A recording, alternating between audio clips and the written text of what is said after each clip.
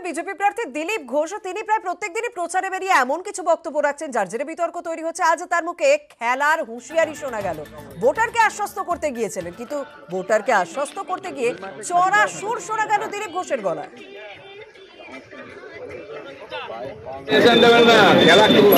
খেলা জানে, আমার কাছে শিখেছে ওরা, এমন খেলবো না লোককে আর ওখানে যত গুন্ডা ছিল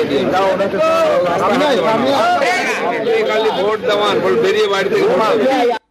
গতকালই দিলীপ ঘোষ যখন মর্নিং ওয়াকে বেরিয়েছিলেন তখন তার হাতে ছড়ি দেখা গিয়েছিল। আজ প্রচারের সময় এই ছড়ি প্রসঙ্গ উঠে আসে। তিনি বলেন উৎপাত ঠান্ডা করতে ছড়ি রয়েছে।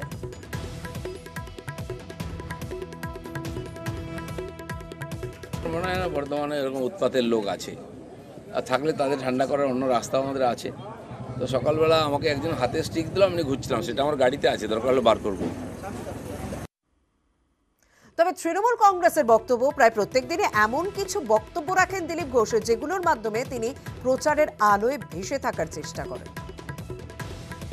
এই ধরনের কথা বলাটাই তার বৈশিষ্ট্য, তার সংস্কৃতি, তার কৃষ্টি। যিনি অন্যভাবে রাজনৈতিক প্রাসঙ্গিকতা হারাচ্ছেন, এই ধরনের কথা বলে রাজনীতিতে ভেসে থাকতে চান। যত এই ধরনের কথা বলবেন, বিজেপির ভোট বাক্সে ভোট তত কমবে, তৃণমূলের ভোট বাক্সে ভোট তত বাড়বে। এই ধরনের কথা বাংলার জনতা জনার্দন কখনোই সমর্থন করে না।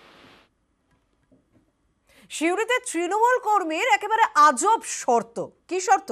পুরো কর্মীদের বেতন বাড়ানো হচ্ছে, কিন্তু যতটা বেতন বাড়ানো হচ্ছে ততটাই ভোটের লিড দিতে হবে।